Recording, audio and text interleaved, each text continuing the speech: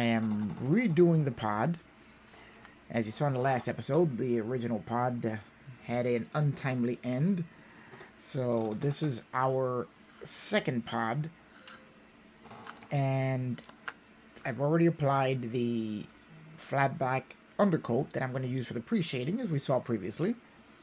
The one difference is that this time I also applied it on the inside, so that the paint that I put on the thing will stick a little bit better.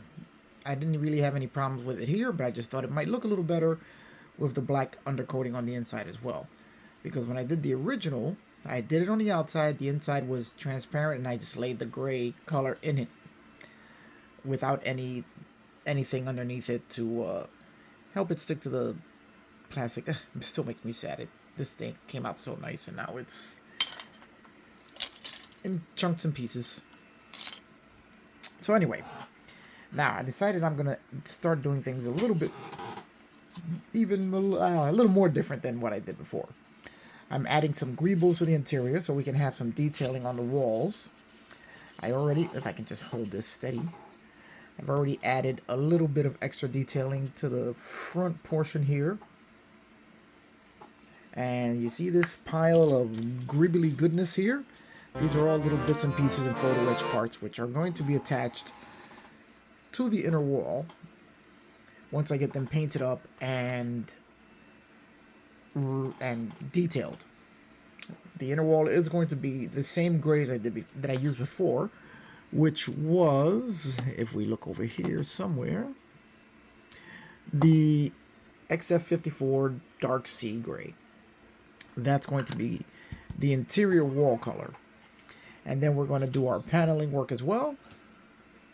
And then after that, we're going to start applying our greebles and see if we can scrounge up any decals that we may have lying around, which may just add a little more flair to it. So we're going to head to the paint booth next, and we're going to apply our gray on the inside. And then we're going to apply our green, which, if you guys remember, is this Model Masters Panzer Overwollen whatever green, number 6033. So these are going to be our two interior colors, along with our panel paint, which was, if I remember right, it's the burnt carbon from Alclad.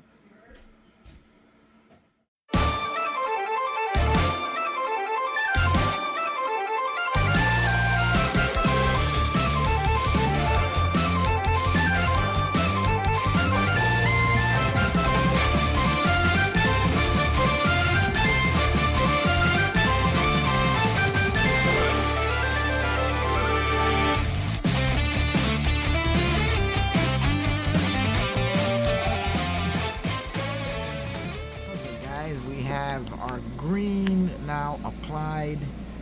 You can see the subtle shading and weathering, just like on the first one. Now I think I may have laid the paint on a little heavier than I did on the last one, so you can see how subtle the weathering effect is, where it was a little more pronounced on the last one. But I am happy with it. So now it comes time to add all the panel lining as soon as this paint dries and cures, so that we can jump right on there and get it going. But you can see the lights and the darks, the shadows that are highlighting each panel line, giving it a bit more of a worn and weathered look. Okay, here you see the finished pod next to what's left of the old pod. Now we're going to go in and start our weathering. The weathering process is exactly the same as what I explained in an earlier episode of this series. As we take the tape, we outline the shape we want on each panel, and then we just start applying our all-clad burnt carbon just to darken in the edges and really give it that worn, almost like a singed look to the pod. Works really great and really adds a nice effect. Then we're going to go on the inside and we're going to start adding panel lining to the inside. right after we finish just putting a little bit of darkness on the edges. We're going to shadowing the edges just a little bit to just add a little bit of scale to the item, I think. And once we're done with that, we're going to start using the exact same process of laying the tape down and using that to make our panel lines and our weathered shapes.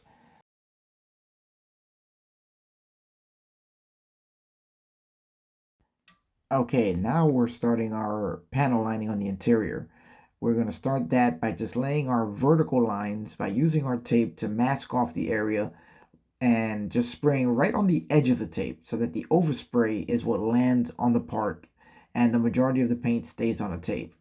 This is going to give us our vertical lines, and then after that we're just going to start doing the exact same process but by masking off the horizontal areas, as we're going to want horizontal lines to define where the panels start and end.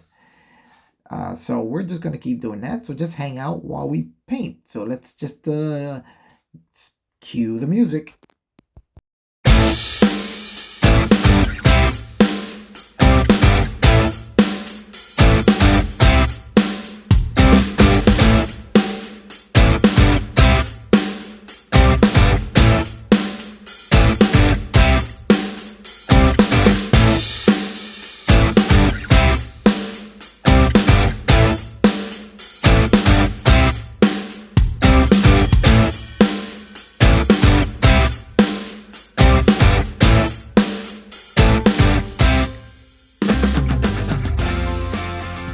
Guys, and here we have the finished product.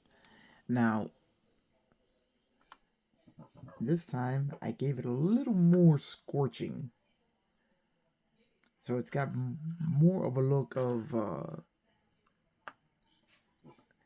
having been caught in some high heat, as the pot is usually dropped off right in the middle of the disaster and is then used to perform whatever mission they have to accomplish. So I figured I would dirty the pot up a little bit more, and it's going to show a little more soot and a little more dirt than what would be on the ship itself, but still not too far off from the ship itself.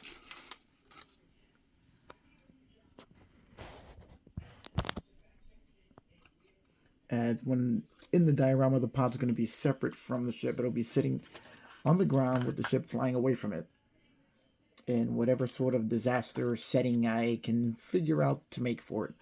So it is a bit dirtier than the rest of the ship. The scorch marks are a little bit more pronounced than what's on the ship. I really like the way it turned out. So I am very happy with this. Now the color does seem to be, I may have laid the color on just a touch greener. It looks much greener on the camera than what it actually is. But it is a bit brighter than what's on the rest of the ship, which I'm okay with since the pod is a separate component of the ship. Now, let's take a look at the inside. I did the paneling paint job you saw, and I think I did it much better than the first time. I made the panels much smaller just to give more detail on the walls on the interior, and I'm hoping that it really carries over and looks good when we finally look at it through the outer transparent shell. I also did some paneling on the rear wall just to add a little detail back there. You can see one of the greebles. If we can focus, let's see if we can focus here. One of the greebles that I added to the interior of the entryway, and I will be adding a few more here and there, but I'm really happy with the way the paneling came out. But it's going to be interesting to see it when it's finally unwrapped, which will be soon. So now I have to figure out the greebling, and hopefully we can get this project right back on track now that the second pod is painted. Here you can see what's left of the first one right next to it. And you can also see the slight difference in the color here. It really shows up here, as this green is a little more, the new green on the pod is a little more bright. It's a little brighter green than what's on the rest.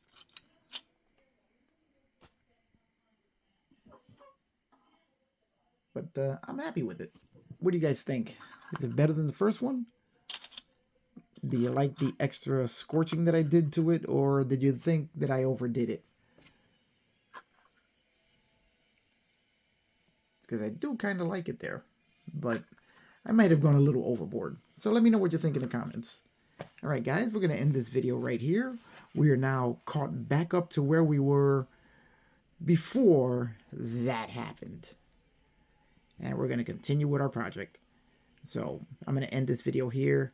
And remember, like, subscribe, give a thumbs up, hit that notification bell. Everything helps the channel. And the channel is growing, and I'm going to be bringing a whole lot more stuff to you guys. And just the fact that you guys like to watch what I'm doing is enough for me to keep doing it. So I guess I will see you on the next one.